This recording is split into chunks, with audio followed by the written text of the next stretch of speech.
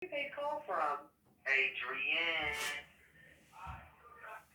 an inmate at the Michigan Department of Corrections, Muskegan Correctional Facilities. If you feel you're being victimized or extorted by this prisoner, please contact GTL Customer Service at 855-466-2832. To accept this call, press 0. To refuse this call, hang up, or your current balance is $35.10. This call is from a correction facility and is subject to monitoring and recording. Thank you for using GTL. Adrian. Yeah, how you doing? How you doing, man? I'm all right, brother. How about yourself, man? Oh man, I'm doing all right, man. Having little issues, man, with the health and here the way they treat me, but what more can we do besides put it out there? Yeah. Well, you know you live. You're on the Rick Williams podcast, so I want you to put it out there. All right. Well, I've been having issues since the first time at the Muskegan Correctional Facility with COVID back in August 2020, and ever since then, my health went down the drain. They put me in segregation due to my health, kept me in there overnight, told me I was a liar. I just got needed in the back a couple of days ago. It wasn't like it was just super hard, but it was enough where I had back pain, and it did something to me. So now, ever since the first time I caught COVID, I have hyperthyroidism, vitamin D deficiency. It caused my gallbladder to become infected, and they had to take it out. So I'm missing my gallbladder now, which ended up turning into gastroesophageal reflux disease. And during the hospital visit on that, they had found tumor nodes in my spine, which is like a herniated disc, and also suspicious for Sherman's disease. And so all these issues, and now I caught COVID again. And for the past 5 days, I've been having bad abdominal pains. I passed out, blood in my vomit twice, and they just disregarded everything that I have, telling me my vitals check out, I'm okay. I done seen people dying here in regards to their health personally, and friends, people I don't know, but still feel for them because we in the same situation, and it becomes that sadness inside. Before I didn't really have a develop of care and all that, but when you come in here, you love these people in here more than your own family because they understand you. And so, that's what I've been dealing with, man, and it's difficult. My son,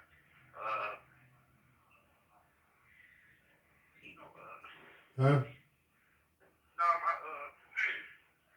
the mother of my child and her mom was killed back in September in Lansing, and my son was grazed by a bullet. And so I'm trying to keep my health good so I can come out there for my little boy. Mm-hmm. And it's just hard in here, man.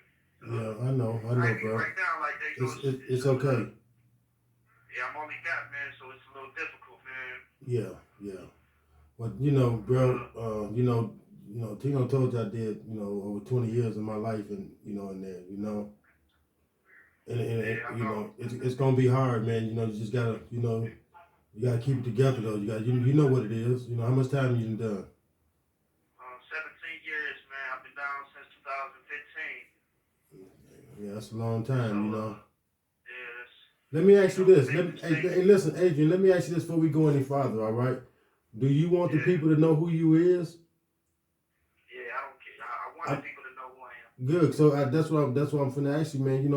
Give them your whole name and your number if you want to, and let them know exactly. Because up until a few days ago, I personally didn't think you can catch COVID but once. Tino told me he done had it 3 times, and now you telling me you done had it twice with all these different, side effects. This is a different variant now, but you can catch the same one. So my name is Adrian James Tupper. Mm-hmm. My inmate number is 981-839. And I've been down 6.5. I still got 10.5 to go, and inshallah I make it. If any Muslims out there listening, assalamu alaikum. I'm a Sunni, and I definitely, I'm a rapper. I'm from Lansing, Michigan, and pretty nice. I'm gonna go ahead and rap something. That's all right. That's all right if you want to. All right.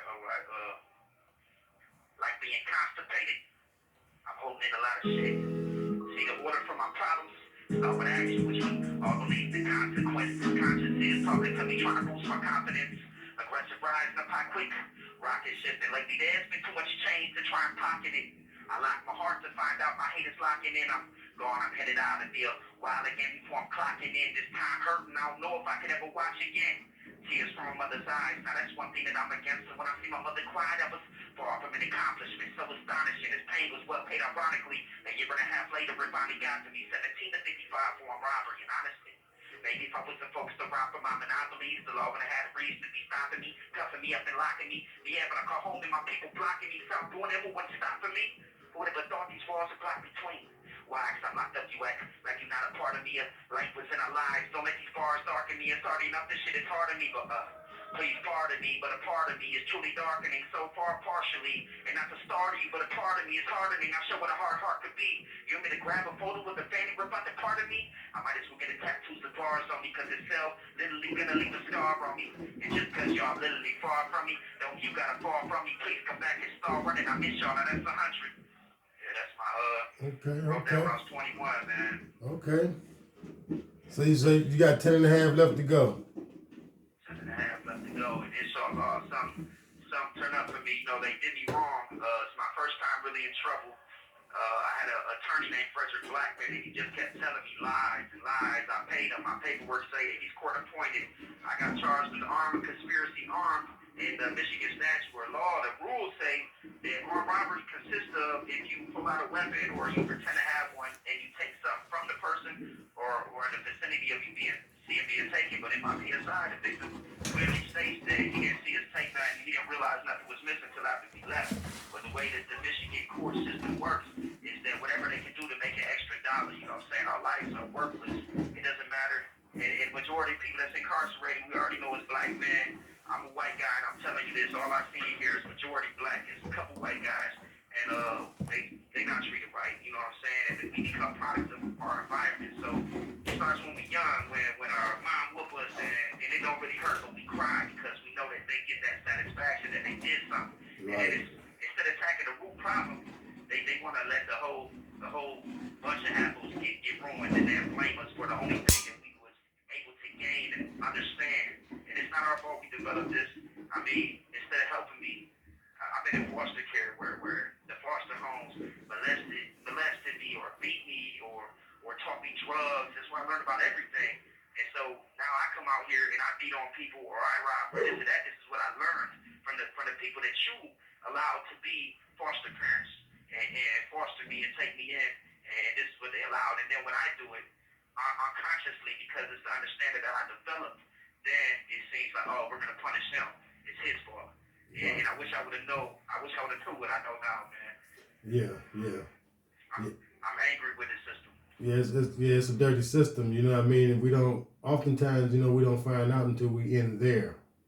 You know what I mean? Because if we remain out here, you know, chances are we'll never find out really how corrupt and how nasty the system can be. You know what I mean? So yeah, you know, you're gonna learn a whole lot of stuff in there, and it's crazy too because you're gonna be awakened when you come back home, and we're gonna make sure you come back home. You know what I mean? We're gonna put that in the atmosphere. You're coming home. You know, I want to tell you, you know, my heart is hardened for you and your family. You know. I appreciate it, man. You know, I don't want to see nobody here. You know, the guy that harmed my family. I don't have no hate towards him only because I want mercy from Allah. And if I want mercy from Allah, and I know that mankind ain't perfect, how could I not have mercy for the next man?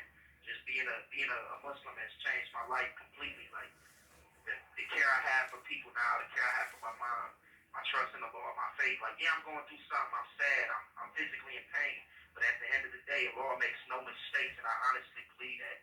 And so when I say inshallah, which means God willing, inshallah I can make it home and be with my son and be the person that the mother of my child needed me to be. Right. And she's no longer with us. Say that again? And she is no longer with us. No, her or her mom. Yeah, they both September 16th, 2021 passed away on Michigan Ave. You know, it's hard, man. Yeah, I think I remember that. Yeah, I do remember that. Yeah. That was my family.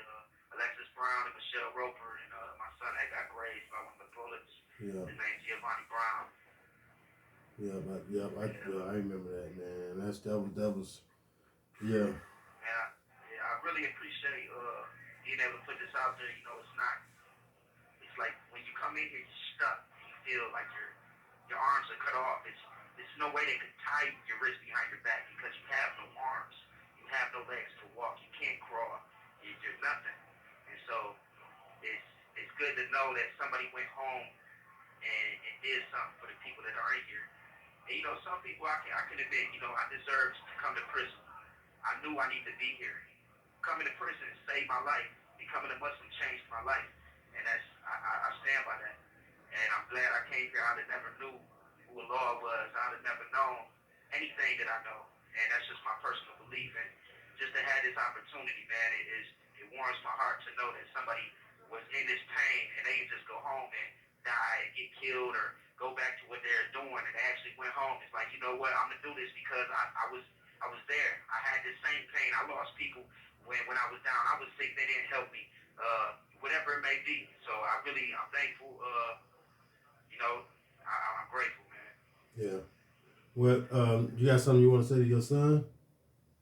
Oh yeah, definitely a shout out to C.O.V.I.D Brown, man. I love you, boy. No matter what happens, you know, I wish I could be there.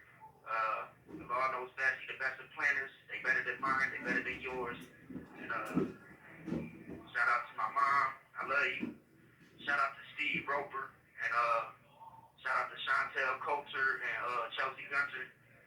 And I love you all. And I hope you guys remain safe. Man, you know, you just made me look at this totally different.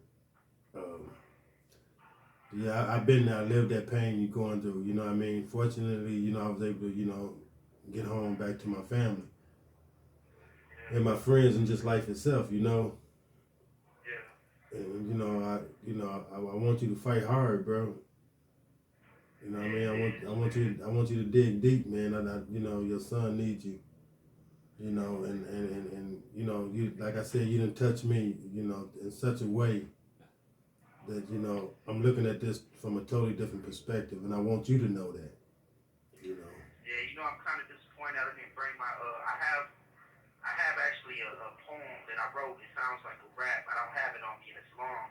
But it's about the system. You know, I said something in there like, I'm sorry how I failed this country, but now we're even. Sincerely, the kid who you tricked into the loss of freedom. It's just that's how it is, man. They tricked me, man. I didn't realize it, and it's just what they do when we're young. It's how everything starts. Instead of attacking the root problem, they allow it to grow, and so that way, when it is cut down, it's like grass. It feeds everything again, and that's a problem. Yeah. Well, you know what? We're gonna keep pushing at it. We're gonna keep, you know, trying to create some change, man, and create new opportunities for us. You know, because at the end of the day, that's what we all, you know, we kind of need just an opportunity, man. Somebody tell us, man, you know what, it's gonna be all right. You know, just keep your head up and keep going. You know. Yeah, man. And we don't have that, you know, a lot of times. So, you know, I appreciate you, man. I appreciate you for everything. Man, I feel the same way, man. Also, it's still going, right? Yep. Okay, I want to say rest in peace to the mother of my child, Lexus Brown, and rest in peace to Michelle Roper, and also Vernon Brown, who was the mother of my child brother. He had passed away in a motorcycle accident on, I believe it was July 22nd, or just a couple months before this happened. So that whole family line, that bloodline is gone. There's one of the brothers left, Devontae Brown, at St. Louis Corrections. That's my Muslim brother, also my baby mom's brother, and anybody that can help him, I don't have his information, but he needs all the support he can have, and so I would kindly appreciate it. You have 1 minute remaining. What's his name again? Devontae Brown. Devontae Brown. Yeah, I don't have his number, but there's people out there that know that whole family, so they'll figure it out, inshallah. But thank you for the time. Thank you for all those who tuned in to listen, and I appreciate the ears. If you can help me or my family or anything to do with prison in any way, shape, or form, I would kindly be appreciative, as well as thousands of other prisoners who are in here. A lot of people have changed. A lot of people deserve to go home. And with that, thank you. You're welcome, man. You take care of yourself and you remain strong, like I said, bro. And I'm gonna see, who I can talk to, and maybe let them hear this here, and might be able to get you some help, man. Hopefully, if anybody listening, Cease a lot, man. Cease a lot. My salam. Yeah. Assalamu alaikum, brother. Yeah, walaikum salam. Yeah. And inshallah, everything gonna be fine. You know what I mean? All right. Thank you for using GTL. All right, y'all heard the young brother, man. Sad story. Wow, very sad story. I cannot believe that I just got off the phone with a young man attached to the family of a survivor that I watched on the news. I'm inclined to believe at this point, sincerely speaking, I might have the best job in the world. Prison Chronicles. Live. I don't even want you to talk to your boy. Y'all just have a good night.